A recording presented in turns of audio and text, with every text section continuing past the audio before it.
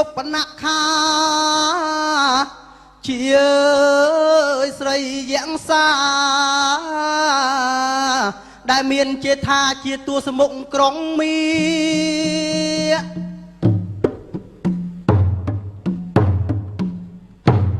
នាងអើយសែនអត់សង្ក្រៃដោយគង់ក្នុងនគរបុរីគិតថាចូលព្រៃរំសាយទុកខាត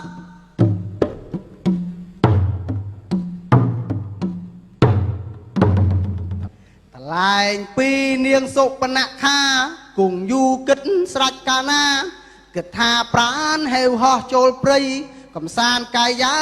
ក្នុងពេលនេះតែម្ដង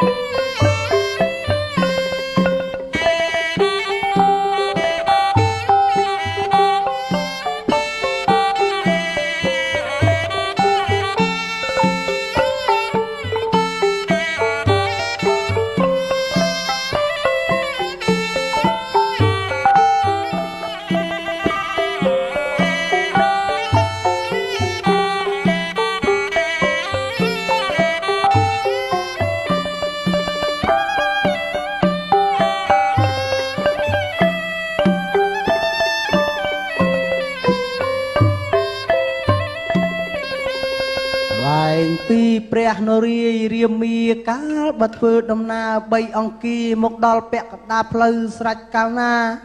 សត្រាដូចជាអស់កម្លាំងក៏មានរាជចម្រាស់ត្រាស់ថាណែព្រះស្រីលក្ខអនុជាប្អូនហើយយើងគង់នៅទីនេះសិនចោះណាក្រាបទូម្ចាស់បងព្រះស្រីលក្ខអនុជាប្អូនឆាប់ទៅរកមើលផ្លែផល្លាព្រៃឲ្យបងឆៃក្នុងពេលនេះតាមដងទៅណាណុចប្អូនក្រាបទូម្ចាស់បងទូព្រះបង្គំថ្វាយបង្គំលាក្រាបទូលសូមក្រាបថ្វាយបង្គំព្រះស្វាមីនៃក្សត្រថ្លៃទូលព្រះបង្គំសូមគ្មៀតខ្មៃទៅតាមអនុចដែរណាម្ចាស់បងល្អហើយណាអង្គអគ្គមហេសី